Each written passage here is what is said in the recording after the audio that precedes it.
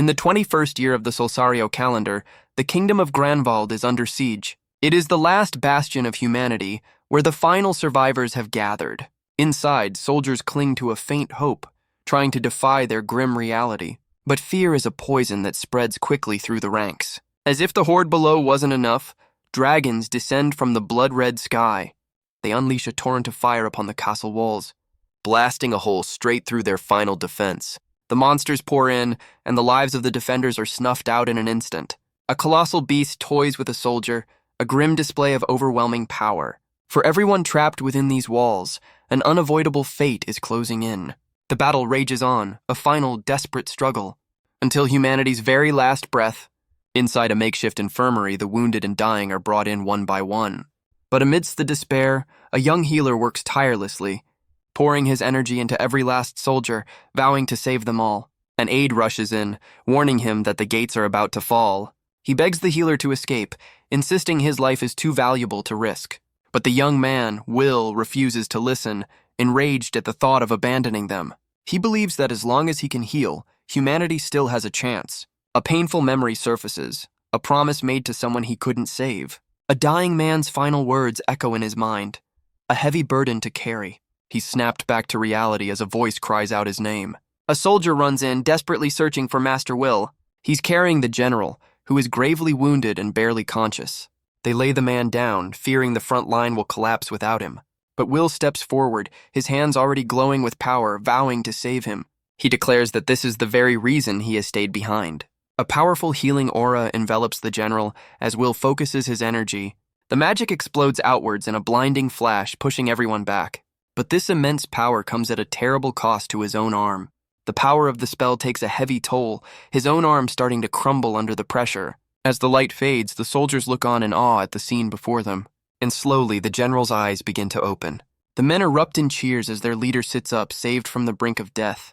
Will leans in, assuring him that with this power, humanity's victory is finally within reach. But the general's reaction is not one of gratitude. Instead, a cold, hard look fills his eyes. And without warning, he strikes Will across the face. He clenches his fist, angrily telling the boy that his actions were completely unnecessary. Stunned and confused, Will can only ask why he was attacked. The other soldiers cry out, confused by their leader's sudden violence. But the general, his eyes glowing with an eerie light, silences them with a roar. He draws his sword, his grip tightening around the hilt. As Will looks on, still processing the betrayal, in a flash, the general brings the blade down, pinning Will to the floor. He screams at the boy, asking if it's this healing arm that refuses to let him die. He questions how a healer could ever understand the despair of the front lines. Just when he thought his suffering was over, Will's magic dragged him back from the peace of death. He declares that everyone feels the same way. They don't want to fight anymore. The words hit Will like a physical blow, shattering his entire reality. The weary faces of the other soldiers seem to confirm the general's words. All around him, the wounded look not with hope but with utter exhaustion. Will can't accept it, asking if his desperate efforts to save them were all for nothing. All the blood, sweat, and tears he poured into this fight. The general sneers that he's done suffering just to satisfy Will's sense of purpose. He turns his back, declaring that humanity will perish anyway, and Will can fight alone. The cruel taunt lands, reminding Will that healers possess no power to attack. As the general walks away, Will cries out that without him, they're all doomed. But outside the walls, doom is already gathering its strength. And another devastating blast tears through their final sanctuary. The blast throws everyone back, leaving Will sitting alone in the dust.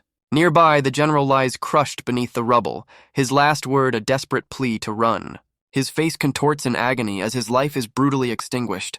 But Will raises his arm, a brilliant light erupting from his fist to block the falling debris. A look of fierce determination replaces the despair in his eyes. He finally understands the true horror his comrades faced on the front lines. He admits to himself that he only ever watched the fighting from the rear, and in a moment of pure rage, he curses the years he spent learning to heal. A path that began with a simple talent for mending the broken, and ended with him being honored as the world's greatest healer. He realizes with burning regret that he should have been fighting with his own two hands. His fist clenches around a piece of stone, a useless weapon against an impossible foe. But he stands his ground anyway, facing the colossal beast that has breached their walls. And with nothing but pure, unadulterated rage, he prepares for his final moments. A last, defiant stand against the monster that will surely devour him whole.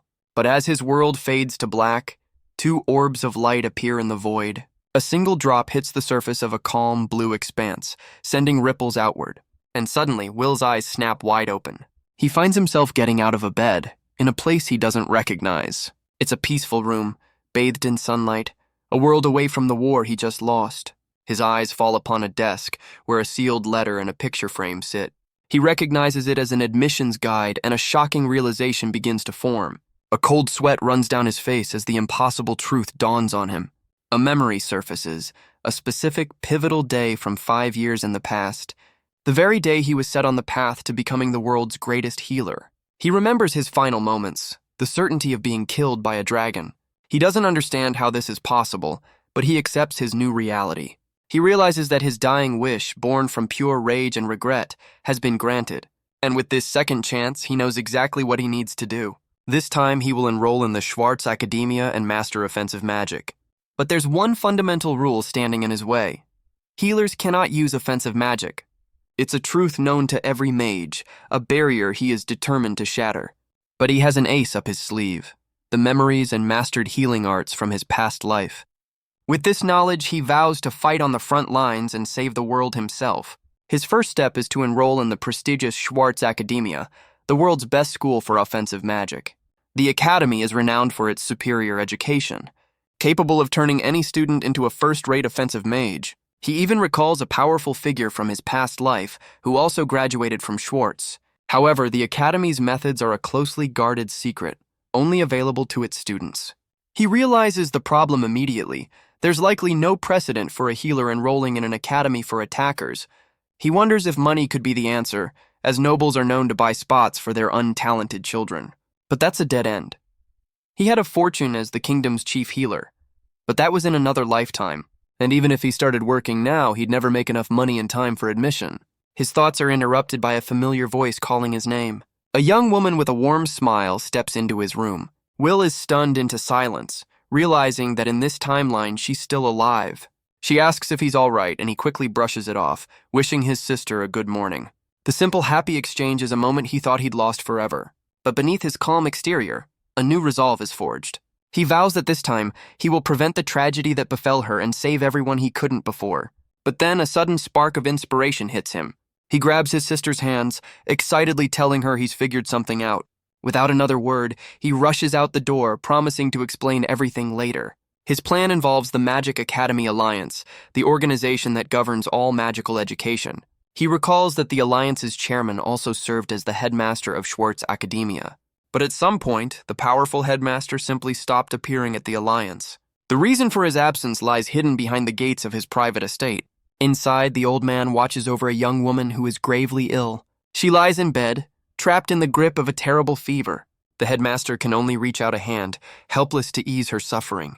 The headmaster of Schwarz Academia, Alnaram Goldgran, cradles his dying granddaughter Marie. He whispers an apology, another healer having failed to cure her mysterious illness. In the previous timeline, he had spent every waking moment by her bedside. But the healing magic of that era was completely powerless against her affliction, and in the end, she tragically passed away. But that was what happened in his previous life. This time, however, a figure appears at the window, offering to handle the situation. It's Will making a rather unorthodox entrance that catches the headmaster by surprise. The headmaster recognizes him immediately as Will, the scholarship student from Heilig, much to our boy's surprise. He explains that Will's talent for healing is famous throughout the Alliance, though he questions his habit of using windows as doors. Will smirks, admitting to himself that dying once has certainly made him bolder. He explains that in the future he remembers there was no time left for either of them, and with unwavering confidence he declares that he can cure her. The headmaster's eyes narrow with suspicion, questioning what the boy truly wants. But Will insists his motives can wait, begging for permission to start the treatment immediately. A bead of sweat rolls down his face, the pressure of the moment weighing on him. The two lock eyes in a silent, tense standoff. Finally, the headmaster relents, telling Will to prove his words. Will takes his place at Marie's bedside, preparing to use the skills from his past life. With a look of intense focus, he begins to channel his power. The headmaster watches with an intense stare, ready to strike at any mistake. But Will pushes through the pressure, closing his eyes to focus. He gently takes Marie's wrist, beginning the delicate procedure. A brilliant green light fills the room as he channels his healing magic. He knows his power is weaker in this younger body, but his knowledge remains intact. He recalls the specific formula needed to cure the Zora disease that afflicts her, confident he can pull it off even with his current abilities. A moment later, the young woman's eyes begin to flutter open. She looks up at him, the fever broken, and Will breathes a sigh of relief. He offers a confident smile, assuring her that she's finally safe.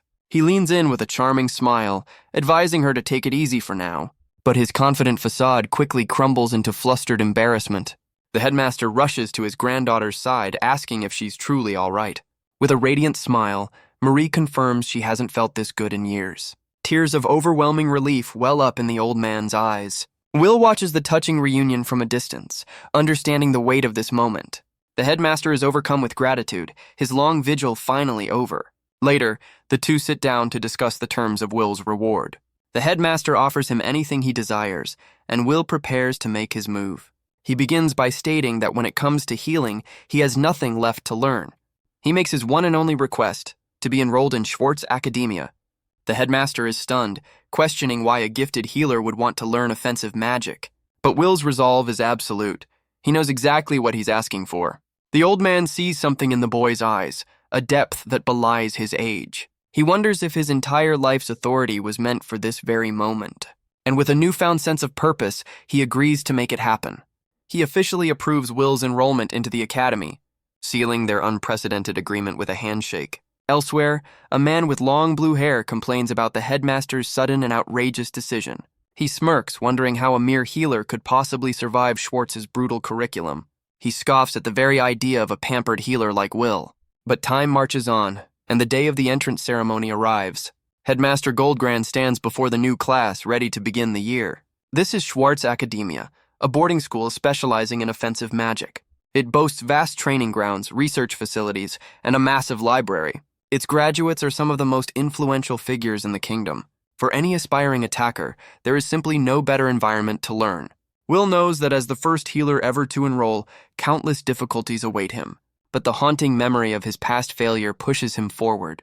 He is certain that this is where he will finally change his fate. Sometime after enrollment, Will's first practical class begins. He watches with a nervous sweat, already feeling the immense pressure. An instructor with long blue hair orders him to begin the test. While another student effortlessly conjures a powerful fire spell, Will struggles, his intense focus yielding no results. His own attempt fizzles out into nothing but a puff of smoke. The instructor coldly informs him that he has failed yet again. He's then banished from class until he can destroy the target on his own. Will desperately asks for guidance, arguing he can't learn without being taught. But the man simply scoffs, claiming that teaching a healer is a complete waste of time. Will then asks to study in the library, but is told there are no books for healers. Nearby, another student watches the scene unfold with a malicious grin. He suddenly shoves Will aside with a blast of fire, telling him he's in the way. The unexpected attack sends our boy sprawling across the training grounds. The blonde student laughs, mocking Will for being too slow to even dodge. He declares that this is an academy for attackers, not for weaklings who can't defend themselves. In his mind, it's Will's own fault for getting hit in the first place. The instructor agrees with the bully, suggesting Will should have enrolled in a healing academy. The student continues to taunt him, saying he can go get comforted by other gentle healers. But on the ground, Will's expression is not one of defeat, but of simmering rage. Later that night, Will sits alone in the training grounds, letting out a heavy sigh. He admits to himself that there's no sign he can learn offensive magic at all. He closes his eyes, running through the fundamentals in his mind. He knew this would be a struggle, because healing and offensive magic draw from completely different sources of power. Mages convert the power of their spirit into mana through specific formulas. The nature of that mana is determined by the caster's state of mind. Attackers use active mana for destructive spells, while healers possess only passive mana. But he knows Schwarz has a secret method for training mages from nothing, and he'd hoped to use it to learn how to convert his passive mana into an active form. He realizes that both students and teachers alike look down on healers. But despite the hostility, he refuses to give up. He remembers another powerful mage who started with little mana and refined it at this very academy. Knowing he can't continue blindly, he considers sneaking into the library for answers. But a sudden voice from behind catches him completely off guard. He quickly turns, trying to play it cool as a figure approaches from the shadows. His eyes widen as he recognizes the person walking toward him. A woman in a pristine white uniform steps into the moonlight. Her sharp, intelligent eyes seem to pierce right through him. She stands before him with an air of authority, a sword resting at her hip. He utters a name he hasn't spoken in years. Veronica. A memory floods his mind of fighting alongside her in his past life. She was a first-class offensive mage, one of humanity's greatest hopes. And in the end, he was powerless to save her as she died in his arms. But the shock gives way to a nostalgic joy at seeing her alive once more. He recalls the power of her magic sword, a weapon that could cleave through any foe. But his trip down memory lane is cut short as she suddenly draws that very blade. She declares him a suspicious student, her eyes cold and wary. She demands to know if he's causing trouble or simply training. Realizing she's nothing like the bullies, Will frantically insists he's just training hard. She sheathes her blade, though her suspicious gaze doesn't waver. Still reeling from the shock of seeing her, Will cautiously confirms her identity. But she immediately rebukes him for addressing a teacher so informally.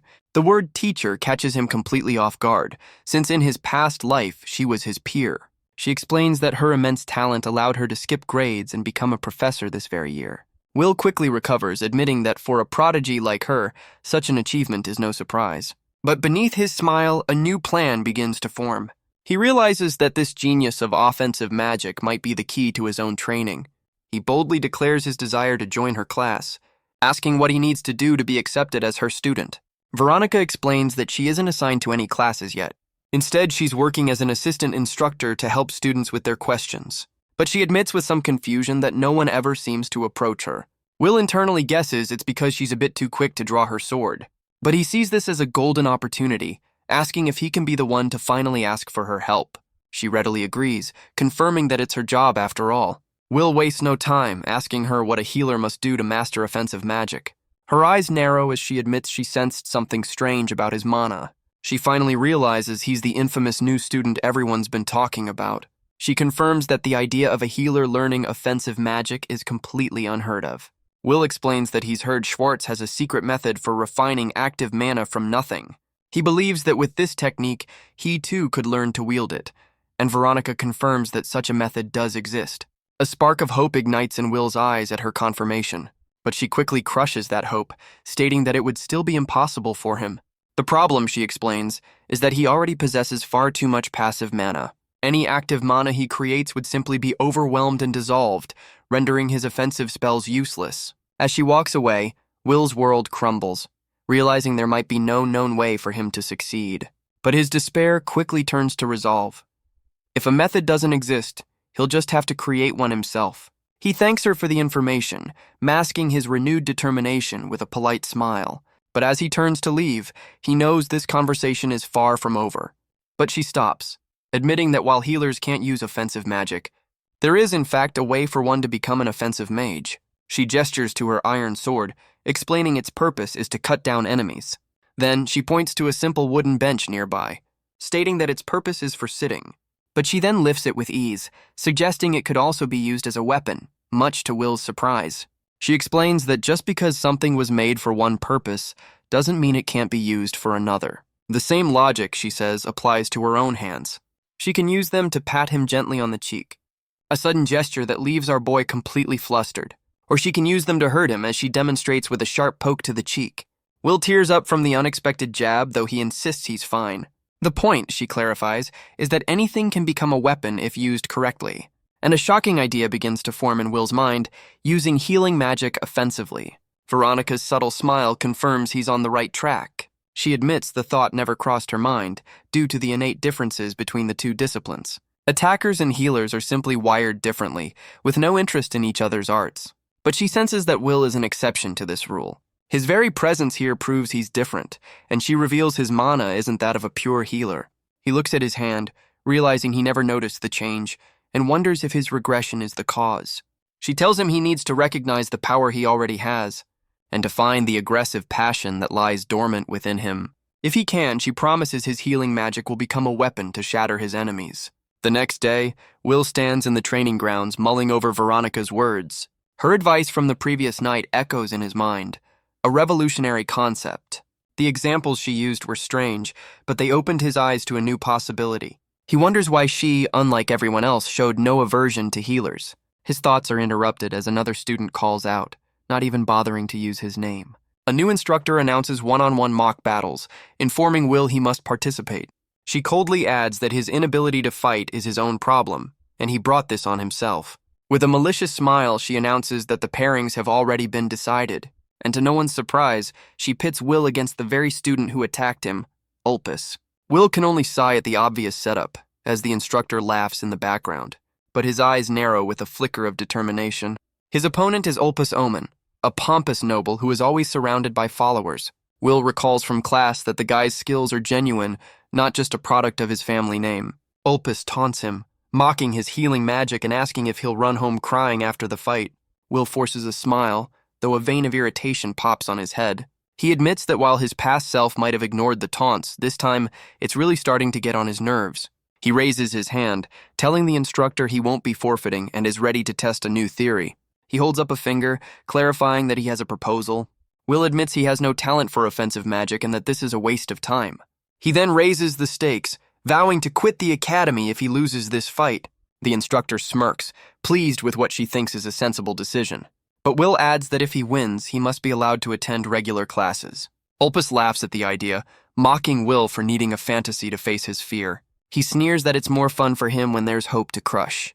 The instructor cuts them off, dismissing Will's condition as an impossible hypothetical. She orders both students to take their positions on the training field. With a sharp downward motion of her arm, she officially begins the match. Opus wastes no time, gathering his mana with a smug look on his face. He unleashes his signature spell, conjuring a storm of magical blades. He proudly declares this is his knife creation magic, promising to skewer our boy. The golden daggers rain down on Will as Opus mocks the helpless healer. But Will remains perfectly still, closing his eyes and focusing his own power. A complex green magic circle forms between his hands, the familiar glow of healing magic. His eyes snap open, now burning with an intense emerald light.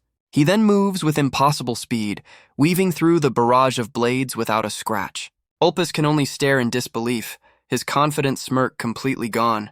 Will recalls the essence of his power, the ability to manipulate life itself, maximizing a target's own healing potential. But he realizes that healing isn't the only thing he can manipulate. Opus refuses to believe it was anything more than a lucky fluke. Green energy erupts from Will's body, forming sharp spikes all over his uniform. With a cold, determined look, he snatches one of the golden daggers from the air. Opus unleashes another volley, this time sending spinning discs of energy, but the rest of the daggers fall harmlessly to the ground at his feet. Will catches one of the discs with ease, a confident smirk on his face. His grip tightens around the hilt of the captured blade. With a taunting smile, he declares that he'll be borrowing this weapon, and a brilliant golden light begins to emanate from the blade in his hand. The other students can only stare in shock, questioning if they just witnessed offensive magic. But Will knows the truth. He didn't use offensive magic. He simply turned his healing into a weapon. Enraged by this turn of events, Opus prepares to retaliate. He roars that he was just holding back, summoning an even greater storm of blades. He unleashes the full barrage, refusing to accept defeat at the hands of a mere healer. But Will moves like a blur, deflecting every single blade with his captured dagger. The golden weapons shatter and fall harmlessly at his feet, leaving Opus stunned. Realizing that sheer numbers won't work, he begins to channel his power for a different kind of attack. He condenses his magic into a single massive blade, glowing with fiery energy. Will calmly observes the new threat, admitting to himself that his opponent is genuinely skilled. Opus adds a powerful rotation to his massive blade, launching the spinning weapon straight toward our boy. But Will simply raises a hand and stops the attack dead in its tracks. Opus can only stare in utter disbelief. Will grits his teeth, feeling the immense pressure of the spell. The bully's face contorts with rage and confusion, but Will calmly wonders if he should strengthen his physical enhancement even more. With a single swing, he shatters the massive blade against the ground. Opus watches his ultimate attack crumble into dust, unable to comprehend what just happened. Will suddenly appears behind him, dagger in hand, with a chilling promise to heal him after this is all over. With a cold glint in his eye, Will prepares to bring the dagger down. But before he can land the final blow, a massive wall of earth erupts from the ground. The force of the spell sends him leaping backward, leaving Opus sitting on the floor, utterly defeated. The instructor stands between them, her hand raised, having stopped the fight herself. She declares the match over, ordering them both to stand down immediately. Will lowers his weapon, his cold gaze still fixed on the humiliated bully. He then turns to the instructor, his demeanor changing instantly as he asks about their deal. Cornered by her own words, she grits her teeth and tells him to do as he pleases. Will beams, offering a cheerful thank you for her permission. With the battle won, Will turns his back on the defeated bully and the stunned instructor. He walks away, reflecting on the strange new sensation of his power. He's created his own style of offensive magic, one that worked far better than he ever imagined. And he knows he has Professor Veronica to thank for this incredible breakthrough. With this new path forward, he can finally become the offensive mage he needs to be. A new day dawns at Schwarz Academia, full of new possibilities. Meanwhile, the blue-haired instructor helps Opus to his feet, who tries to brush off his humiliating defeat. He casually mentions that he'd rather not bother his powerful father with every little problem. His eyes glow with a menacing light, making a veiled threat the instructor can't possibly ignore. The instructor nervously adjusts his glasses, assuring the young noble that he understands completely. He smirks, vowing he won't let a healer act so high and mighty. The next day, Will finally takes his seat in a proper class, ready to learn. He's determined to master every single aspect of offensive magic, but his excitement is cut short as the blue-haired instructor enters the room. The man's expression is as cold and unwelcoming as ever, clearly displeased to see Will among his students. He announces the start of their magic tool creation class. Will feels a sense of nostalgia, remembering a similar lesson from his past life. Today's project is to craft a simple but effective ice bomb. The instructor distributes the materials, ordering them to begin the assembly. He reflects that in his past life, he only ever crafted healing items. But he realizes that for magic tools, the materials are far more important than the user's mana. This gives him confidence that even he should be able to handle this class. He inspects the ingredients: a fragment from an ice golem's eye and powder from a flame tree. Following the instructions, he prepares to combine the two volatile components. But as he holds the crystal, he senses a dangerous instability in its energy. His eyes widen as he realizes what's about to happen. Just then, another student's physical enhancement spell goes haywire, firing across the classroom. The stray magic strikes the unstable materials, triggering a massive explosion of icy energy. The blast instantly freezes over, creating a dangerous wall of razor-sharp ice. Will looks on in shock, a cold sweat breaking out on his face. The instructor immediately rounds on the student responsible for the stray magic, demanding to know what he was doing. The boy tries to explain that the spell went off on its own before he could properly infuse his mana. But the instructor silences him, docking points from his grade without a second thought. Will watches the unfair exchange, realizing just how volatile this class can be. Nearby, Opus and his friends laugh at the other students' expense. The blonde noble gives Will a smug look, his golden eyes filled with contempt. Will can only glare back, his frustration with the academy's toxic environment growing. But he pushes it aside, steeling himself for the next lesson. The next class is on magical creatures, starting with a small salamander in a cage.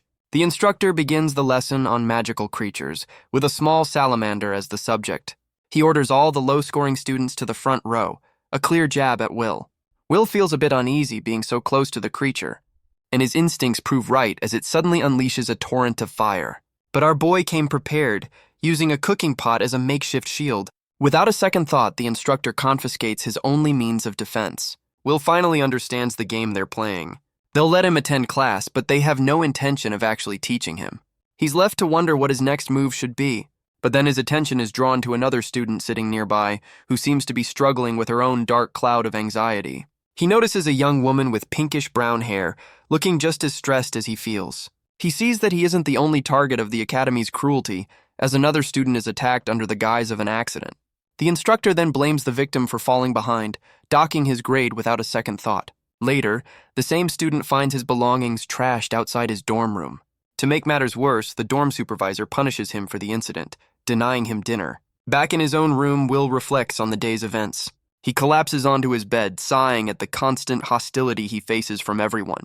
He knows he still has a mountain of challenges to overcome, but he refuses to let the constant harassment break his spirit, knowing he's making steady progress. Besides, for the first time in either of his lives, he fought with his own two hands and won. That single victory fuels his resolve to become a true offensive mage. Having finally acquired a textbook, he decides to review the day's lessons. But the next day, he finds himself sitting in a nearly empty classroom. He waits patiently, but the instructor is nowhere to be found.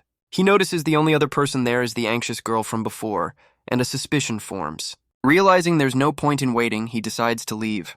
But first, he approaches the other student who looks up in surprise. He asks with a friendly smile if she thinks the classroom was changed, and she nervously agrees. She bluntly admits that since he, the Academy's outcast, was here, she figured it was a setup. With a gloomy aura, she confesses that she's in the same boat as him. She suggests that as fellow loner outcasts, they should try to get along. But Will is just genuinely happy to make a friend, offering his hand with a warm smile. Flustered by his sincerity, she nervously accepts his handshake. She then properly introduces herself as Erica Glenn. Will reflects that Erica is his first real friend here, as she tries to rationalize his outcast status. She bluntly states that everyone believes healers are weaklings, a prejudice that hits Will hard. He tries to lighten the mood, joking that he's an offensive mage who still has no friends either. But he realizes the discrimination against healers runs far deeper than he ever imagined. In his past life, his immense talent meant he never had to experience this kind of treatment. He understands that to succeed here, he'll have to fight against that prejudice every step of the way. Erica looks at him, a bit taken aback by his friendly demeanor. She asks him directly why a healer like him would ever come to Schwarz. Will pauses for a moment, the question hitting close to home. He knows that being born a healer is no excuse to give up on his true goal, but he just smiles, saying he has his reasons before turning the question back on her. Erica explains that she comes from a small noble family in the provinces, but with no male heir, her parents worried their family line would simply die out. She remembers overhearing their anxious conversations as a young, lonely child, so they decided that if she could become a powerful offensive mage, she could lead the family herself. Will listens intently, realizing that graduating from this academy is her only path forward. She confesses that with almost no talent for offensive magic, she's become a loner. But she suddenly brightens up, realizing she's finally made a friend. She happily declares that with an even bigger outcast like him around, her own bad grades won't seem so bad. She then offers to help him with anything he doesn't understand, a genuinely kind gesture. But Will just smiles, telling her that things might not go the way she expects. He then turns on his heel, determined to find the real classroom. Erica quickly follows, rushing to catch up as they leave the empty room behind. After a short search, Will stops before another door, confident he's found it. But as they enter, the blue-haired instructor immediately calls them out for being late. While Erica stammers an apology, Will calmly explains they were in the wrong room, ignoring the mocking laughter from the other students. But the instructor cuts her off, refusing to hear any excuses. Instead, he turns his attention to Will with a malicious smile, challenging him to solve the complex magical formula on the board. Erica immediately protests, pointing out how unfair the demand is. But Will simply stares back, his expression calm and unwavering. The instructor lays out the terms. Get it right and he's forgiven, but get it wrong and his grade suffers. Opus watches from the back, eagerly anticipating Will's public humiliation. Without a word, Will steps forward and takes the piece of chalk. He calmly approaches the board, ready to face the challenge head-on. Erica looks on in disbelief, unable to comprehend his confidence. Opus can only watch in disbelief, convinced this is just a pointless struggle. But Will's hand moves with an unnatural confidence, the chalk glowing with power. In moments, he completes the complex formula, a perfect magic circle now shining on the board. He turns back to the instructor with a smug smile, asking if his answer is acceptable. The instructor leans in, his eyes wide with shock as he examines the flawless solution. A cold sweat runs down his face, unable to find a single error in the boy's work. Through gritted teeth, he admits the answer is correct, as Opus stares in utter disbelief. Will calmly returns to his seat, leaving a stunned Erica to wonder what just happened. She asks him how he could possibly know the answer, but Will just offers a knowing smile. As other students turn to stare, they begin to realize there's more to this healer than they thought. After class, Erica asks how he could have possibly solved such a complex formula. He calmly explains that he just studied ahead using the textbook. She's in disbelief, asking if he really read the advanced textbook all by himself. He remembers reading it for the first time just last night, impressed by its quality. It covers a vast range of knowledge, from the basics to advanced applications. And with the knowledge from his past life, he was able to grasp the concepts with ease. He even admits he stayed up late studying simply because he found it so fun. Erica panics, admitting she thought he was a fellow dropout, not some kind of genius. She grabs him, worried she's now at the bottom of the class and begging him not to leave her behind. But Will just smiles, reassuring her that he'll help her with anything she doesn't understand. He reminds her that they're friends now, a simple statement that means the world to her. Overwhelmed with emotion, Erica can only offer a tearful thank you. But Will's thoughts are far more calculated. He knows having an ally will be useful for his mission. He asks for a favor in return, as their next lesson is the dreaded basic offensive magic class. She remembers this is the very class he was banished from for his repeated failures. Will admits that despite his victory over Opus, he still can't use conventional offensive magic. But a determined glint in his eye reveals that he has a new plan in mind. And for this plan to work, he's going to need Erica's help. Later, the students gather in the training grounds for their practical lesson. Will stands among them, ready to face the challenge that once defeated him. He reflects on the two types of offensive magic, basic and unique. Basic magic is universal, constructed from formulas that anyone can learn, while unique magic is a personal style, like the blade creation used by Opus. The Academy's curriculum is split between learning the basics and refining one's unique skills. Will knows he can pass the unique magic classes with his new offensive healing style, but the basic magic class is a wall he can't seem to climb on his own. The instructor taunts him, saying that practicals are a different beast and failure is inevitable. Will can only listen, knowing the man is right about the rules. The assignment is the same as before. Conjure a simple fireball and hit the target, and the instructor makes it clear that without this skill, Will's time at the academy is over. The instructor recalls seeing Will's unique application of healing magic in the mock battle, acknowledging that it can be used to enhance physical abilities, but he dismisses it, stating that Will still can't use conventional offensive magic.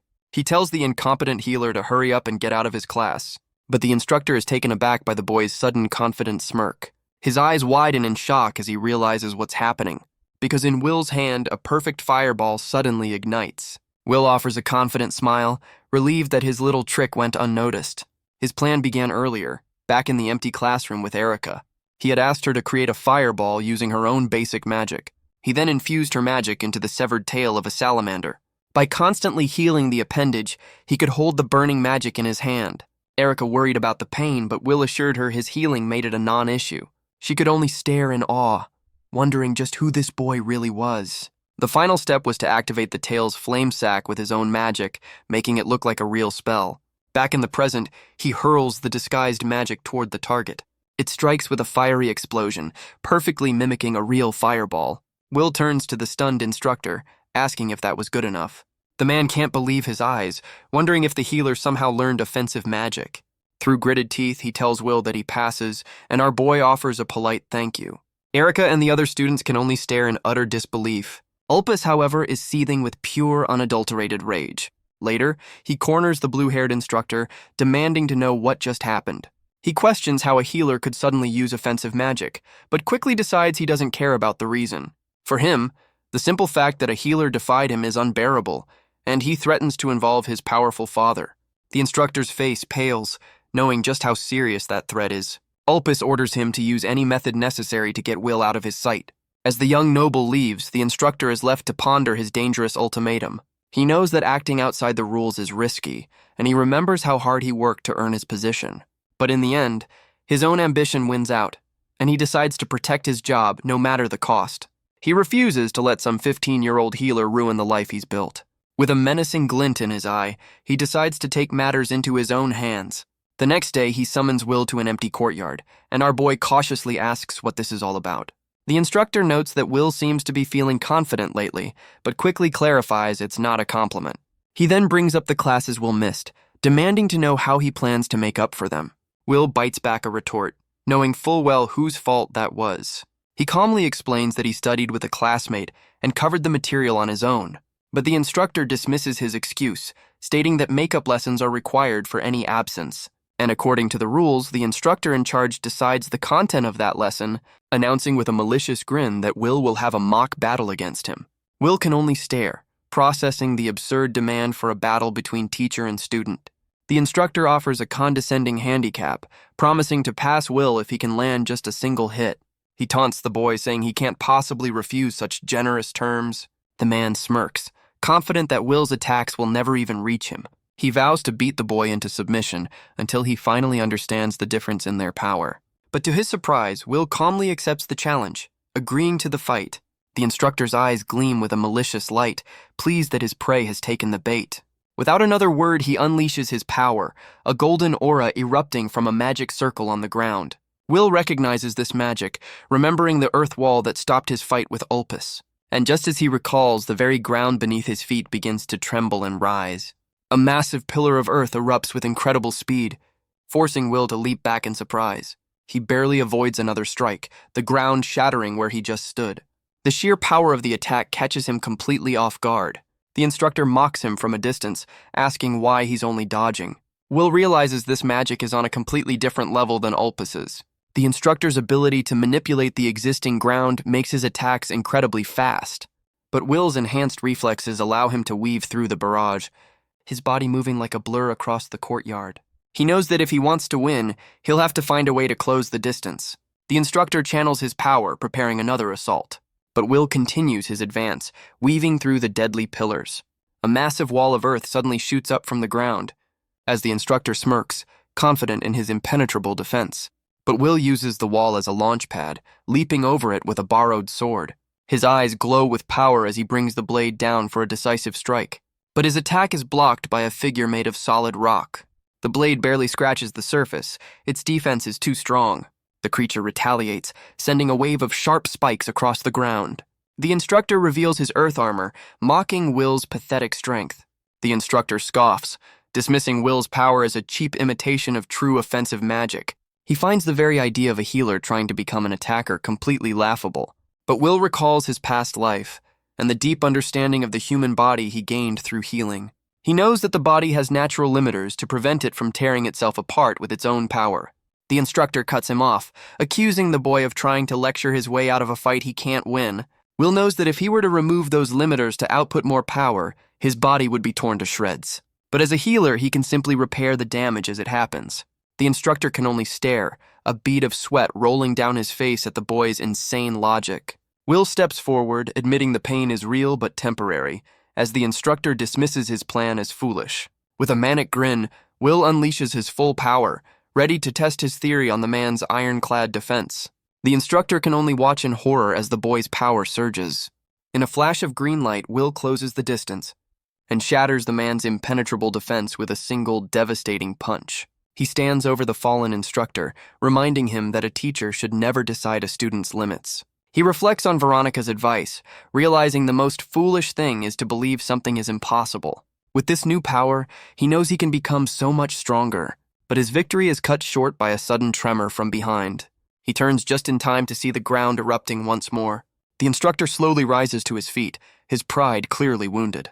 And with a cold, menacing glare, he decides this lesson is far from over. Will clenches his fist, surprised by the man's resilience. He's forced to dodge another massive earth spike that erupts from the ground. The instructor stands over him, his pride clearly wounded. With a menacing glint in his eye, he adjusts his glasses, his rage palpable. But Will gets to his feet, calmly reminding the man about their little deal.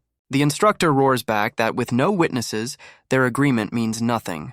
He slams his hand down, refusing to accept the humiliation of being struck by a healer, and unleashes a massive wave of crystalline spikes, determined to end this now.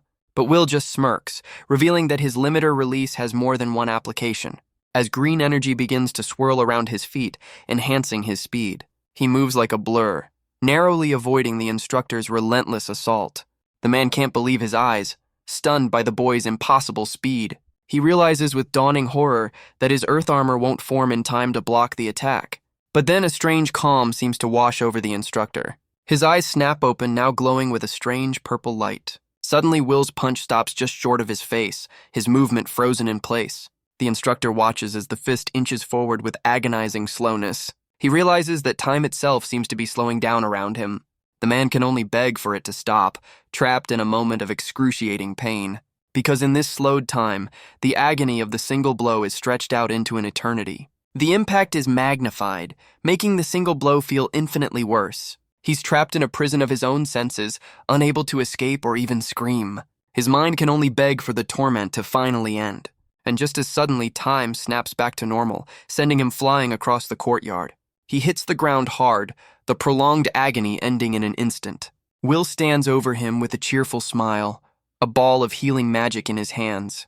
The instructor demands an explanation, and Will is more than happy to oblige. He reveals that at the moment of impact, he cast a sensory enhancement spell on him. It's a healing art meant to restore sight or hearing, but Will has been using it to sharpen his own reflexes. By overloading the instructor's senses, he made a single second of pain feel like an eternity. Will reminds the instructor that he now knows firsthand just how painful that experience can be. He then asks with a cheerful smile if he's finally passed the makeup lesson. But before the man can answer, Will grabs him with another request. He admits that changing people's prejudice against healers is difficult, but if the instructor gets in his way again, he'll make sure the lesson is far more painful. The terrified instructor can only agree, realizing he just wants to be left alone. With the threat delivered, Will's cheerful demeanor returns as he asks for the man's cooperation. And just like that, Will's life at the academy begins to change. The instructor walks away, completely shaken by the encounter and wondering what kind of monster Will truly is. He always believed healers were weaklings who should simply obey offensive mages, but now he's not so sure. He realizes that Will possesses not only high combat ability, but a will so strong it borders on killing intent. As he walks away, Opus emerges from the shadows, asking if the makeup lesson is over. He gloats that Will must now be one step closer to expulsion, but the instructor suddenly snaps, roaring at him to be quiet. He grabs the young noble, his eyes glowing with rage as he warns him to stay away from Will.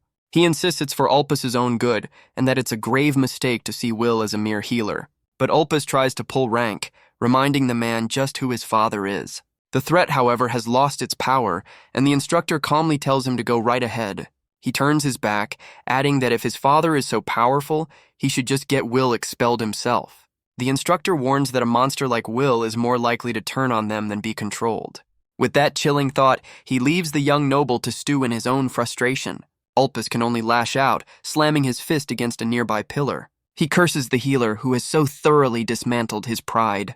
A few days later, life at the academy has found a new, calmer rhythm.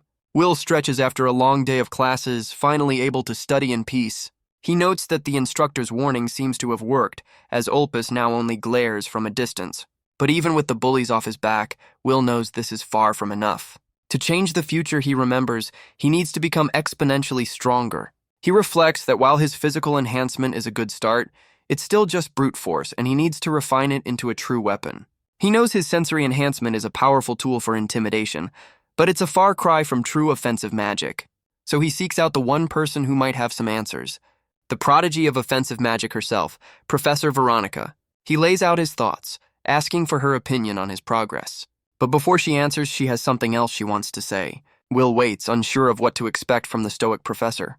To his surprise, she offers a rare smile, congratulating him on a job well done. She reveals that his progress has become a major topic of discussion among the other teachers. Though she admits that most of them are not exactly thrilled about his success. He asks if she's been hiding her involvement, but she simply says she doesn't talk to the others enough for it to come up. Will realizes that even among the teachers, Veronica is a complete outcast. But he's actually relieved since it means her reputation won't suffer for helping him. She dismisses his concern, adding that she's the one who should be grateful. She explains that a normal healer would never have even considered her aggressive theory. And with a sudden flash, she draws her own blade, admitting she was curious to see what a true fighting healer would look like. Will can only stare in shock, asking what she's doing. She tells him that if he wants advice, she needs to see his current level for herself. He tries to protest, but she cuts him off, reminding him that there are no timeouts on a real battlefield. And without another word, she lunges forward with blinding speed. Will is caught completely off guard, barely able to react to her sudden assault. He manages to block her glowing blade just in time, the force of the impact staggering him. He grits his teeth, struggling to hold his ground against her overwhelming strength. The two exchange a flurry of blows, a blur of steel and magic filling the courtyard. Will realizes that even with his enhanced reaction speed, he's barely able to keep up. He understands that Veronica isn't just fast. Her movements are refined for a continuous, relentless assault. He knows that simply forcing his body to move faster has its limits. He decides he needs to use a burst of speed she hasn't seen yet. A desperate gamble to catch the prodigy completely off guard. With a surge of golden energy, he launches himself into the air for an acrobatic strike. But Veronica's eyes widen, a flicker of genuine surprise in her gaze. She tightens her grip on her magic sword, its power flaring to life. And with a single fluid motion, she shatters his attack completely. Will can only watch as his borrowed blade is reduced to fragments. The tip of his sword clatters uselessly against the stone courtyard. He can only offer a nervous laugh, holding the broken hilt in his hand. With the exchange over, Veronica calmly sheathes her weapon. She admits she's surprised he forced her to draw her magic sword. She praises his skill, noting he's already at the top of his class, but Will knows it's not enough. Veronica smiles, pleased by his ambition, and asks if he's ready to move beyond simple physical enhancement. Will stares at the broken hilt, admitting that simply removing his body's limiters isn't enough. He tells Veronica he's been trying to find new applications for his healing magic, but he's hit a wall. She suggests that what he's lacking is real combat experience, where true innovation is born. She asks if he learned anything from their spar, a memory of her intense focus flashing in his mind. Will asks if they should continue their mock battles, but she reveals a monster subjugation training is coming up soon. The news shocks him as he remembers this very event from his past life, a joint training exercise between 3 academies.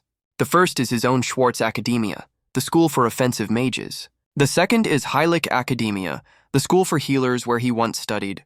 And the third is the Silbern Swordsmanship Academy, for masters of the blade. Students from all 3 schools form parties to take on real subjugation requests, an event Will remembers skipping in his past life. He vows that this time, he will defeat the monsters and change humanity's grim fate. And this joint training will be his very first real monster subjugation. But Veronica is quick to temper his excitement with a dose of reality. She explains that to even participate, he must first pass a selection exam. Elsewhere, a rumor circulates about a new prodigy among the first-year students, as a burly man with a fur-collared coat sits on a bench, observing from a distance. A woman with blue hair stands before him, telling someone to aim for first place in the exam. The memory of the monsters that destroyed his world fuels Will's determination. He knows this is his first real step toward becoming a true warrior. He asks what the exam entails, and she reveals that the candidates will be forced to fight each other. She explains that at Schwarz, only the strongest few are ever selected. Will reflects on this aggressive style, a stark contrast to his old academy. The memory of Heilig brings a brief thought of his mentor from his past life. Veronica warns him that a new prodigy is rumored to have already surpassed some teachers. Will asks if she's ever met this mysterious new student. She explains the prodigy has another mentor, though Will suspects her reputation is also a factor. But she promises to help him with his own training nonetheless. He's overjoyed, thanking her for the much-needed support. The day of the exam arrives, and Will makes his way to a massive arena. He steps onto the field, ready to face the challenge head-on. He steels his resolve, knowing he's prepared as much as he possibly can for this test. But his thoughts are interrupted by a familiar, towering figure approaching from behind. It's the headmaster, Alniram Goldgran, who has come to see him off. The old man expresses his gratitude once more, and Will is happy to hear that Marie is doing well. Goldgran apologizes for not being able to help him more, knowing how difficult his time at the academy must have been. But Will just smiles, assuring him that while it was a struggle at first, he's doing just fine now. He even declares his intention to take first place, a statement that fills the headmaster with pride.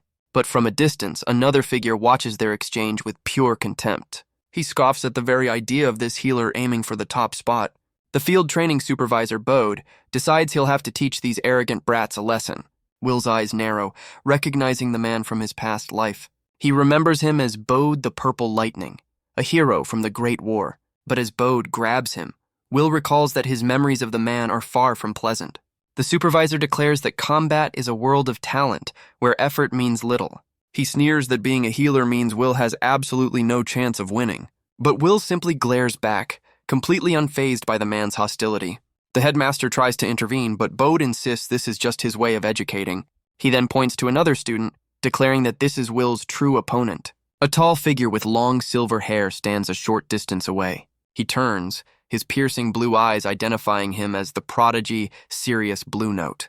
Will's eyes narrow, his focus fixed on the new challenger. Bode confirms that this is the prodigy Sirius Blue Note.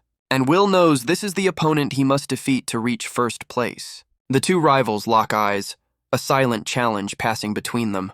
The headmaster cuts in, noting their passion but reminding them it's time to begin. He ushers the students toward the massive gates of the arena. Inside, countless students are already gathered, ready for the exam to start. Will takes his place among the crowd, spotting a few familiar faces. He's surprised to see Erica is also participating, who explains her allowance is on the line. Nearby, Opus and his cronies glare at him from a distance. Will can't help but feel a bit overwhelmed by the sheer number of competitors. Headmaster Goldgran addresses the crowd, encouraging them to unleash their full fighting spirit. He explains the rules of the preliminary round, a timed survival battle where only the last one standing will advance. Will notes how crowded the arena is, with the prodigy Sirius standing calmly nearby. But the headmaster assures them that space won't be an issue. as he slams his staff down, unleashing a massive wave of spatial magic. The very ground beneath their feet transforms into a swirling, starry expanse. He raises his staff, a powerful artifact glowing with immense energy, and with a final incantation, he teleports all the students to the exam grounds. Will finds himself standing alone in a dense, unfamiliar forest. He recognizes the familiar forest behind the academy. The headmaster's voice echoes through the trees, explaining that everyone has been scattered. While some, like Erica, find themselves in immediate danger, others, like the prodigy Sirius, remain completely unfazed. Will can only marvel at the sheer power of the headmaster's magic. And with a final declaration, the selection exam officially begins. Will's first move is to get a better lay of the land, quickly scaling a nearby tree to get a vantage point. He then uses his healing magic to conceal his presence, minimizing his life force. Now hidden, he can observe the battlefield without being detected. From his perch, he watches a chaotic battle unfold between other students. One student commands a powerful earth golem to attack his rivals, while another brings down a massive magical hammer, vowing to crush her opponent. The clash of different spells fills the clearing as the students fight for survival. But Will sees this not as a threat, but as a perfect chance to observe new forms of magic. A greedy smile spreads across his face, already wanting to make their powers his own. A moment later, the battle is over, with two students lying defeated on the ground. The golem's master celebrates his victory, boasting about his overwhelming strength, but a voice from behind congratulates him on the impressive display. As Will's hand clamps down on the back of his head, he unleashes a new technique, severing the boy's consciousness with a flash of light. The student's eyes roll back into his head, his mind going completely blank. And with a puff of smoke, he collapses to the ground, completely neutralized. It's a new application of his healing magic, manipulating life force to induce a blackout. While it requires close contact, it's the perfect way to take down opponents without causing any real harm. He's just glad the new skill he developed with Professor Veronica actually worked. But his celebration is cut short as he senses another presence nearby. He leaps back just as a volley of swords erupts from the ground where he stood. A massive blade then appears before him, a magic style he recognizes all too well. Will can only let out a weary sigh, already knowing who's behind this ambush. It's Opus and his cronies, a group that just can't seem to take a hint. The blonde noble plays innocent, claiming he's just trying his best to pass the exam. But his true intentions are revealed as all three of them begin to gather their magic. Opus unleashes his signature knife creation magic once again, but this time, his friends add their own skills to the mix, one enchanting a blade with poison, while the other uses replication magic to multiply the deadly poisoned weapons. He gloats that no matter how fast Will is, he can't possibly dodge this many poisoned blades. A storm of purple daggers rains down on our boy, a seemingly impossible barrage to avoid. Will knows he could simply heal the poison, but dodging this many attacks would be a challenge, so he decides on a different approach, gathering his own power to face the threat head-on. But instead of dodging, Will stomps his foot and a massive shape erupts from the ground. It's the very same earth golem from before, now acting as his personal shield. Opus can only stare in disbelief, demanding to know what's happening. Will stands behind his new ally with a confident smirk, having turned their own trap against them. He recalls that while healing magic only works on living things, this golem is powered by its caster's blood. By infusing it with his own life force, he can seize control of the magical creature. And with a new master at the helm, the golem charges straight for its former allies. It lands a devastating blow on one of the cronies, sending him flying. The other is quickly neutralized, slammed into the ground without a chance to fight back. Opus turns tail and runs, screaming at his friends for being so easily defeated. But Will suddenly appears before the fleeing noble, cutting off his escape. He clamps a hand over the bully's face, preparing his final move. With a cheerful smile, he puts the last of the trio to sleep. Elsewhere in the forest, another battle rages on between different students. Will watches from above, realizing the golem is a perfect way to cover his own weaknesses in ranged combat. But his observation is cut short by a sudden shift in the air. A massive tornado of wind magic tears through the forest, catching our boy completely by surprise. The sheer scale of the spell is unlike anything he's seen so far. He's forced to leap away as the vortex rips through his hiding spot. The spell has carved a perfectly straight path of destruction right through the forest. In its wake, defeated students and even a golem lie scattered on the ground. Will stands in the middle of the devastation, stunned by the overwhelming power. He looks up to see a single figure standing at the end of the path. It's the Prodigy Sirius, and Will knows that taking him down will be no easy task. He considers testing his own power right here and now, but decides against it, knowing this isn't the time for a reckless fight. Just then, the headmaster's voice announces that the preliminaries are over, with only 4 students left standing. A teleportation circle glows at Will's feet as he's told to rest up for the main event. He takes one last look at his rival before being whisked away from the battlefield. The Prodigy gives one last cold look, his power still lingering in the air. But Will just smirks back, equally eager for their inevitable showdown. The path of destruction left by Sirius is a testament to his immense power. Back in his room, Will spends the rest of the day studying, preparing himself for the final battle that awaits him tomorrow. Elsewhere, Opus's friends try to talk some sense into him. They point out that Will is genuinely strong and even healed them after their defeat. But Opus explodes in a rage, declaring that his family's pride won't allow him to be humiliated by a mere healer. He worries about the shame this would bring if his powerful father ever found out. His friends can only listen in nervous silence, caught in the middle of his wounded pride. But his friends have finally had enough telling him they're done getting hurt for his sake. And with that, they turn their backs on him, leaving the fuming noble all alone. Opus seethes, deciding that if magic won't work, he'll find another way to eliminate his rival. Meanwhile, Will is back in his room, completely unaware of the new plot against him. His studies are interrupted by a knock at his door. He stands, wondering who could possibly be visiting him at this hour. A bad feeling creeps in as he cautiously peeks outside. It's Opus, standing there with a disturbingly cheerful smile on his face. Will immediately cuts to the chase, asking what the bully is scheming this time. Opus drops the friendly act, admitting he's been trying to get Will kicked out of the academy from the very beginning. He admits he's tried a few different schemes, but Will remains completely unfazed. Opus decides he's done being subtle and will just say what he means. With a surge of power, he roars at Will to leave the academy for good. Will calmly asks why he's so antagonistic, but Opus scoffs that he needs no reason to look down on healers. He reveals that in his own family, healers are cast out just like his weak, hopeless older brother. A painful memory surfaces of his brother being mocked, but simply laughing it off. A younger Opus watched from the shadows, convinced that a proud mage and a pathetic healer are worlds apart. Will listens, realizing this is the deep-rooted prejudice of a prestigious noble family. Opus gestures to the door, telling him that this is no place for a healer. But Will asks if he really expects him to quit, as Opus vows to make him say the words himself. With a malicious smile, Opus brings up the one person Will cares about most. Will can only stare, not understanding where this is going. The noble reveals he had his servants investigate Will's past, showing an image of his sister, and makes a veiled threat, leaving our boy to imagine what might happen to her. Opus asks if he's made up his mind, and Will confirms that he has. But before the bully can finish his sentence, Will grabs him by the throat and sends him flying back with a single powerful blow. He then pins the stunned noble to the floor, twisting his arm back.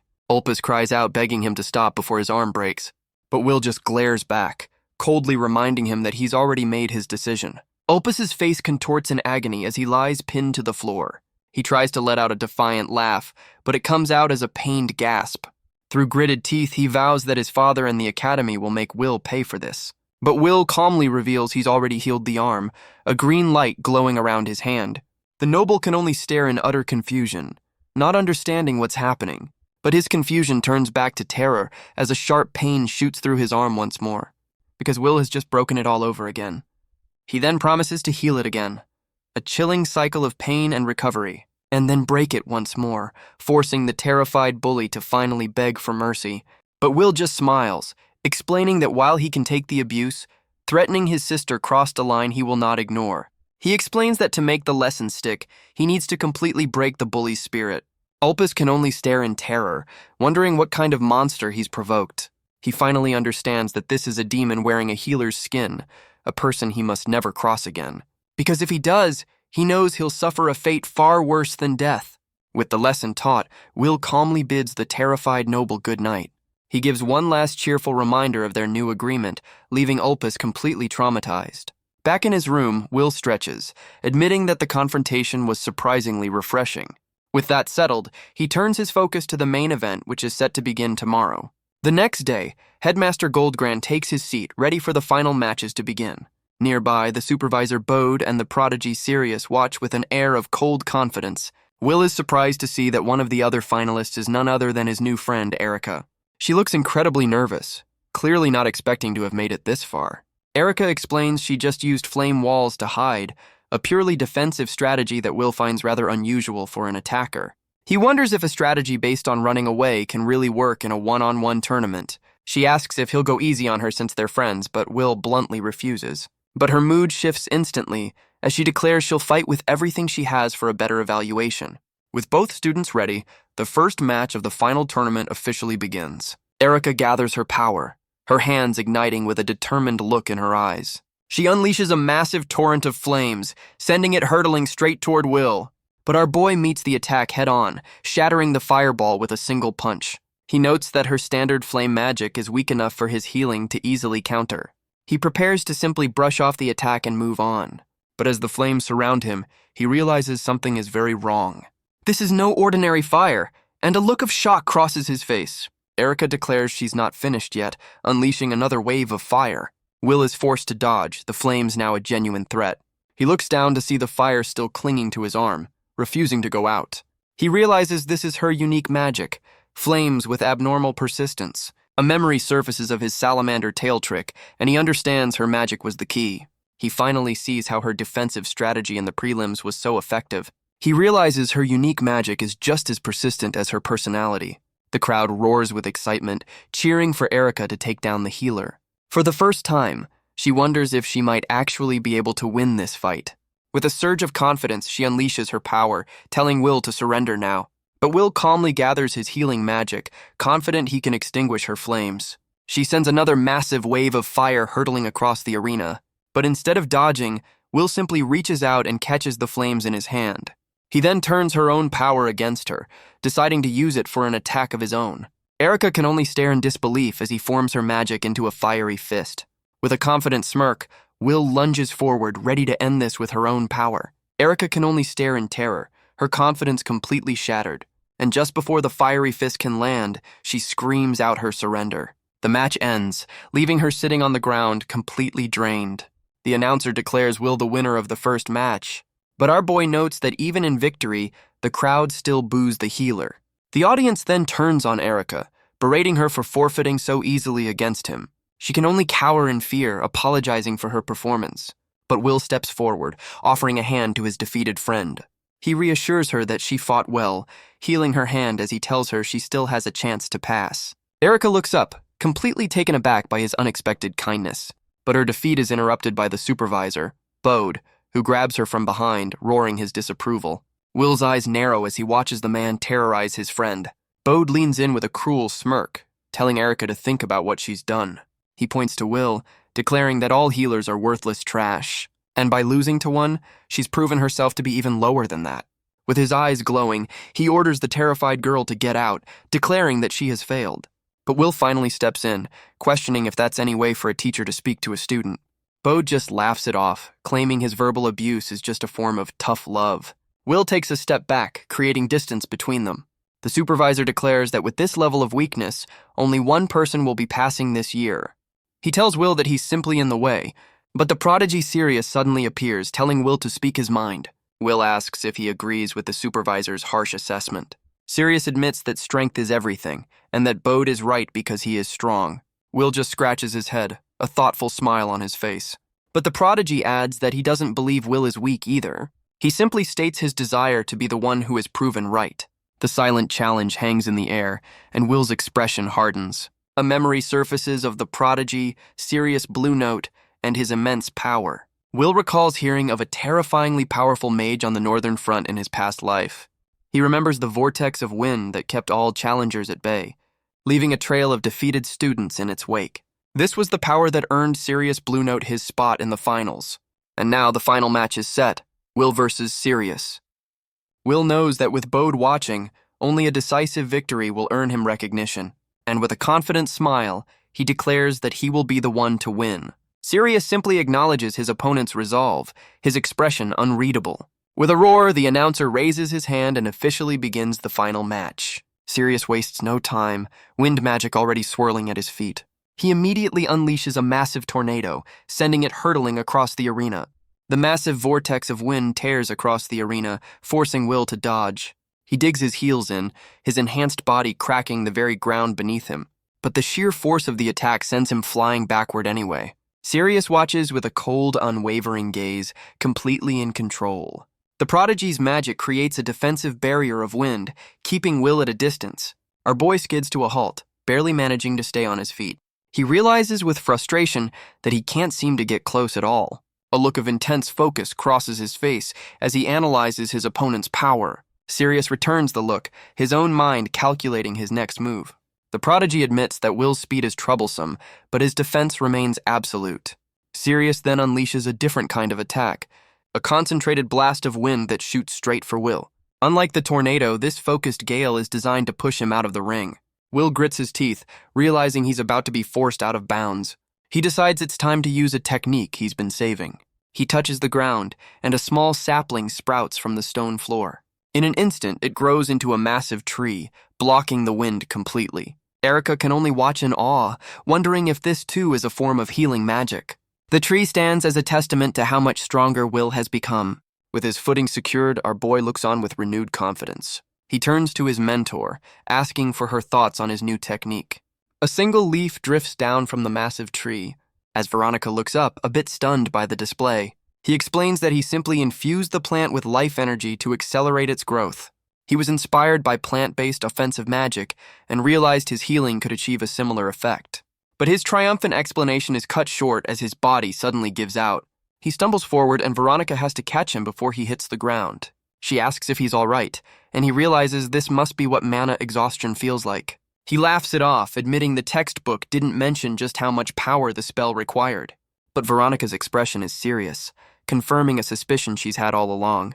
She explains that healing magic is inherently less efficient than offensive magic, as destroying is far easier than creating.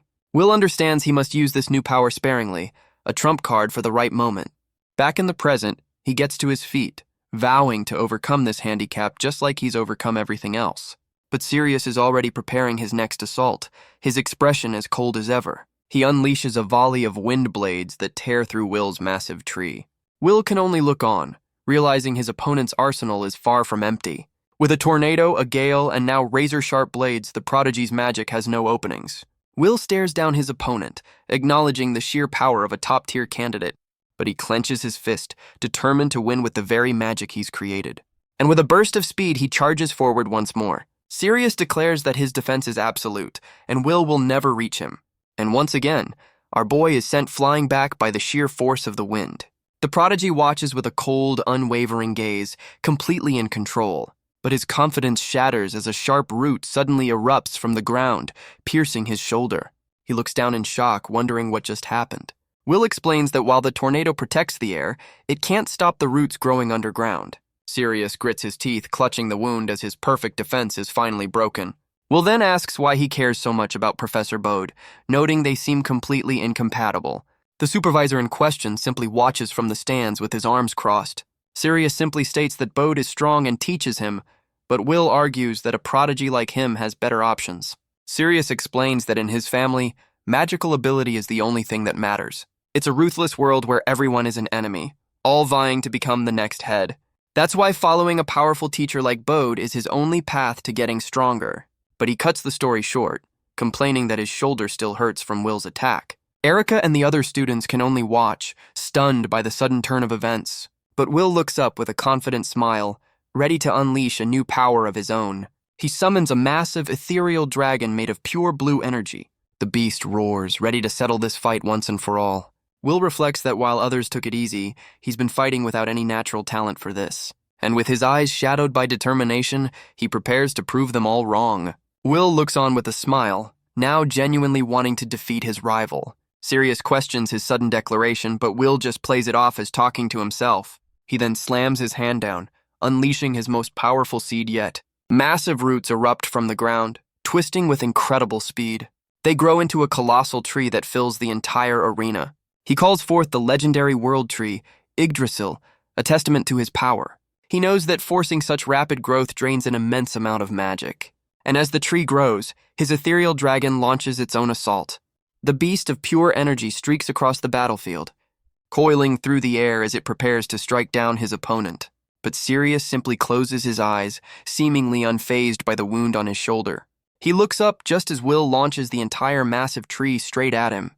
The colossal plant soars through the air, a makeshift missile of incredible size.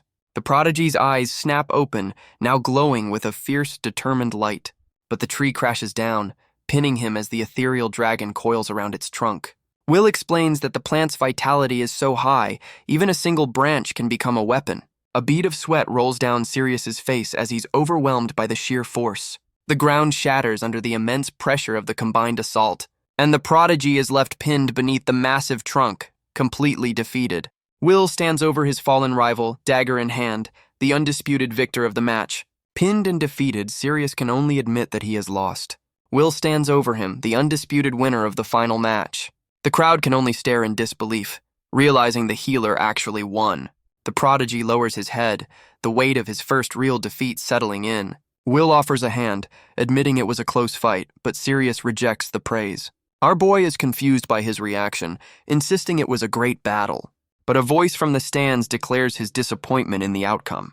And a massive blast of purple energy erupts from the supervisor's position, obliterating the massive tree that had pinned the prodigy down. And Bode stands over Sirius, kicking him aside like he's nothing. He lifts the unconscious prodigy with one hand, declaring that since Sirius failed, he'll be retrained. The other students can only watch in shock, thinking this is far too harsh. But Bode turns his rage on the audience, berating them as well. He roars that he can't accept a mere healer taking first place. His words silence the crowd, leaving everyone intimidated and afraid. Will watches him drag Sirius away, wondering if this is going too far. He speaks up, insisting that while he won, Sirius was far from weak. But the supervisor just glares back, his eyes glowing with pure rage. He stomps toward Will, mocking the very idea of a good fight. He roars that on the battlefield, ability is the only thing that matters. In his world, if you lose, you're nothing but trash destined to die. Will glares back, unable to believe how he's treating his own student. He argues that he beat Sirius, proving that his ability is real, healer or not. But Bode's eyes glow with a menacing light as he dismisses that level of strength. He turns his back, dragging the unconscious prodigy away without another word. Will follows, trying to explain that while healers can't fight, they support everyone else. He insists it's a division of roles, and humanity will perish if they don't work together. The supervisor stops, his expression unreadable as he listens to the boy's plea. He places a hand on Will's shoulder, recalling how his own students died to protect the rear guard. He remembers the healers who fled, only to be wiped out by the weakest of monsters. And because of their cowardice, his own battered students had nowhere to turn and died. He roars that those healers couldn't even stand on the battlefield, let alone save anyone. His eyes burn with a deep-seated hatred for what he considers trash. He questions why a prodigy like Sirius should have to suffer for their sake. Will's own painful memories flood his mind, reminding him that in the end, the weak can do nothing. He stands in silence, the weight of both their pasts hanging in the air. But he knows a far more dangerous era is fast approaching, a time when the strong can no longer afford to be selfish. And with a clenched fist, his own resolve hardens once more. Will declares that those with nothing have no choice but to become strong, asking if Bode will finally acknowledge him if he wins. The supervisor can only offer a condescending smirk in response. He orders the announcer to start the match and get the weaklings out of his sight. The announcer protests, but Bode cuts him off, declaring that he makes the rules here. With no other choice, the announcer can only look on with a worried expression. Will's gaze hardens, ready for the fight that's about to begin. The announcer lets out a defeated sigh, forced to go along with the absurd demand. He officially announces a special match, Bode versus Will. The supervisor cracks his knuckles, a menacing glint in his eyes, and gathers a massive ball of purple energy, vowing to show Will his proper place. Will knows his magic is running low, and he's facing his strongest opponent yet. He realizes a direct fight is impossible, gathering his healing magic for a new plan. But Bode lunges forward, unleashing a devastating strike of his own. Will is caught in the blast, the purple energy crackling around him. The attack erupts in a massive explosion of purple lightning. As the smoke clears, a massive crater is all that remains where Will once stood. Bode stands confidently, ready to explain the 3 reasons his victory is absolute. He boasts of his advantageous distance, his overwhelming speed, and his power to end it in one strike. He mocks his fallen opponent, asking if he can even hear him anymore. But his eyes widen in shock, wondering where that one-strike power has gone. Because Will is still kneeling, having taken the full force of the blast with a dagger. He knew all about Bode's unique lightning magic, and that to survive, he had to avoid a direct hit to his vital organs. Even his advanced healing couldn't save him from a strike to the heart or brain. So he created a blood circuit to conduct the electricity, channeling the blast through his arm and leg to disperse it safely into the ground. With the damage minimized, he gathers his power for a counterattack. But Bode simply scoffs, unimpressed by the boy's desperate effort to survive. Will tries to activate his physical enhancement, ready to charge forward. But his body suddenly seizes up, his power failing him completely. He realizes with dawning horror that he can't properly move his body. Bode explains that anyone hit by his purple lightning is instantly paralyzed. The reality of his situation sinks in, leaving him completely defenseless. The supervisor gathers another ball of crackling energy, preparing to end this, and unleashes another devastating blast of purple lightning. Erica can only watch in horror from the stands, helpless to intervene. Will grits his teeth, forced to admit just how powerful this man truly is. He finally understands the source of Bode's arrogance. His magic has no openings, but even paralyzed, his hand twitches with a flicker of defiance. And with a surge of pure will, he declares that he is going to win this fight. He slams his hand down, betting everything on his last seed and his final magic. With a surge of power, he activates his plant manipulation, commanding a massive water treasure tree to grow. The colossal plant erupts from the arena floor, glowing with life energy. He knows this tree absorbs massive amounts of water, hoping it will disperse the lightning. But Bode just scoffs, unimpressed by the boy's desperate defense. Will looks up in horror, realizing his plan might not be enough. The other students can only watch, completely stunned by the display. Because Bode's lightning tears straight through the massive tree, splitting it in two. And as the charred husks fall, Will can only kneel in disbelief. Bode scoffs at the charred remains, mocking Will's pathetic final trick. But his taunt is cut short as something strange catches his eye. From the scorched earth, dozens of bright red mushrooms suddenly sprout. The supervisor can only stare in shock, demanding to know what's happening. But Will kneels behind a new wall of mushrooms, his desperate gamble having paid off.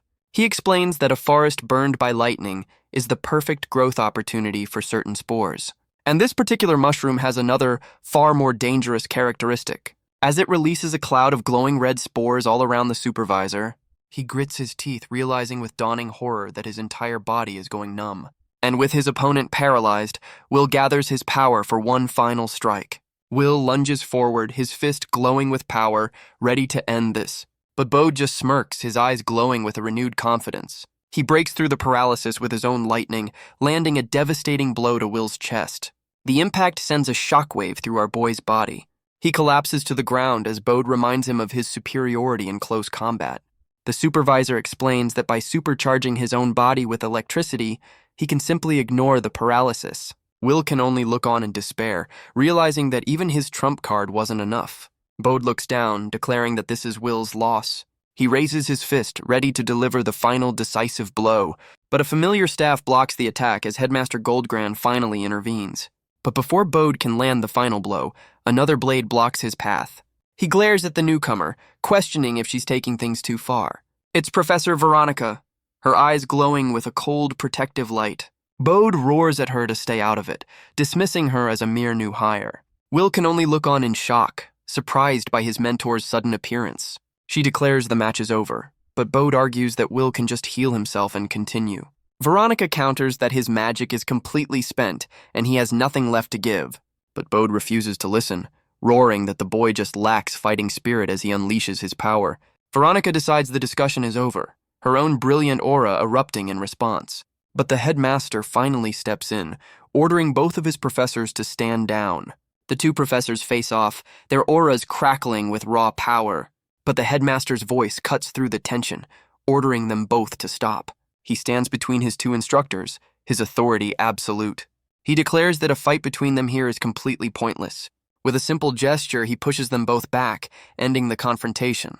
He then turns to Bode, telling him to stand down. His gaze is firm, leaving no room for argument. The supervisor can only grit his teeth in frustration. He finally relents, though his anger is far from gone. The headmaster then turns to Veronica, apologizing for not explaining the situation sooner. The headmaster can only watch, his expression hidden behind a thoughtful hand. He then officially concludes the selection exam, ordering everyone to leave the arena. As the crowd begins to file out, the tension on the field finally breaks. Will tries to heal his wounds, but his magic is completely spent. He grits his teeth in frustration, hating the massive power gap between him and Bode. But before he can collapse, Professor Veronica scoops him up into her arms. She carries the stunned and flustered boy away from the arena floor. She tells him that he fought well and that it's finally time for him to rest. Will looks up, the fire of his ambition still burning in his eyes despite the defeat. But he finally relents, accepting her words and the end of the battle. But as Veronica carries him away, Will knows that this level of strength is simply not good enough. The night passes, and the next day, a recovered Will walks the halls of the academy. He reflects on Bode's power, realizing a first-class mage's strength isn't just raw power, but tactical refinement. He remembers the heroes of his past life, and how even they couldn't stop humanity's fall, stealing his resolve to grow even stronger. With a new sense of purpose, he makes his way to the headmaster's office. Headmaster Goldgrand turns to greet him, pleased to see the boy has come. The old man notes his quick recovery, and Will explains that once his magic returns, his wounds heal instantly. The headmaster then confirms that Will has passed the exam, much to our boy's surprise. He adds that Sirius and Erica also passed, a revelation that leaves Erica completely stunned. Will questions the decision, recalling how Bode declared everyone a failure, but the headmaster simply brushes it off as the supervisor's yearly tradition. Will questions the supervisor's yearly tradition, as the headmaster explains it's just Bode's way of pushing students to their limits. A twisted form of teaching, given the dangers of field training, leading Will to conclude the man is just incredibly awkward. But he knows there's more to the man than meets the eye. He remembers that in his past life, Bode was a hero who fought tirelessly on the front lines for humanity's sake. The headmaster then moves on, explaining that Will now form a party with students from other academies. And as an official offensive mage, he'll be taking on real monster subjugation requests.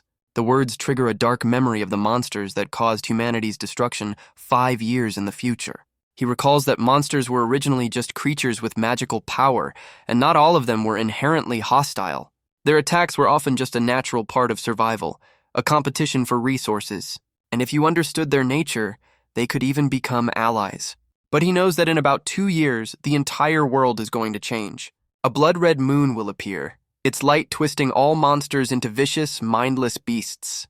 They will band together across species, their only goal to slaughter humans for the sake of it. And 2 years after that, the Demon King himself will descend upon the world. Humanity will be pushed to the brink, with entire nations perishing in the flames. The strongest offensive mages and knights, humanity's greatest hope, will be the first to fall. And once the front lines collapse, even the healers in the rear will be hunted down and killed. By the time he died in his past life, humanity was just months away from complete extinction. Will clenches his fist, vowing that he will not let that tragedy repeat itself. He must become stronger than he ever was and gain the power to stop the invasion all on his own. He tells the headmaster he must also discover the cause of the red moon. The old man smiles, recognizing the same determined look in Will's eyes. Will notes the teacher's caution, but the headmaster has one last thing to say. He places a hand on the boy's shoulder, offering some final words of advice. Will listens intently, taking the old man's wisdom to heart. The day of the joint training finally arrives, with carriages waiting to depart. Will stands with Erica and Professor Veronica, ready for the mission ahead. But his attention is drawn to 2 familiar figures approaching from behind. It's the supervisor, Bode, walking alongside the prodigy, Sirius. Will approaches the man, suggesting his harsh methods come from a place of concern. But Bode immediately roars back, denying any such thing. He tells the boy not to get cocky, reminding him that he couldn't even land a single hit. He then turns his back, ordering Will to just focus on the training ahead. But as he walks away, he offers a gruff thank you for treating Sirius's wounds. The prodigy himself steps forward, adding his own words of gratitude. Will notes that his rival is as quiet as ever, but Sirius explains that because of their fight, he's now motivated to become even stronger. He reveals that Bode's teaching is simple. As long as you survive to get revenge, it's not a true loss. Will offers a fist bump, encouraging his new rival to keep pushing forward. And for the first time, a small, knowing smile appears on the prodigy's face, and the 2 rivals share a fist bump, a silent promise of future battles. With a newfound rival to push him, Sirius walks away with a new sense of purpose. Bode tells him that having more strong mages will only help humanity's fight. Meanwhile, Professor Veronica calls out, telling Will it's time for them to depart. He turns with a smile, ready to begin the next phase of his training. Their carriage makes its way through the woods as Veronica begins to explain the mission. She informs them that their first task is a goblin subjugation in Dunkel Forest. Erica nervously asks if their party has already been decided, Veronica confirms that Erica is indeed in their party, much to the girl's quiet terror. Will can only reflect on his unusual team as the carriage finally comes to a stop. Veronica announces that their final party member from Silburn has arrived. Will recalls knowing of the Swordsmanship Academy, but never interacting with them. But before he can even step outside, an enthusiastic voice calls out his name, and a young woman with blonde hair suddenly throws her arms around him. The unexpected embrace leaves both Veronica and Erica completely stunned. Will tries to push her away, admitting he has no idea who she is. She finally lets go, a bit surprised by his confusion. She explains that they never had a chance to properly speak before. She then introduces herself as Marie Goldgran, the headmaster's granddaughter. The name hits Will like a ton of bricks, a face he never expected to see again. A memory of her illness flashes, and he realizes she remembers him from the day he saved her.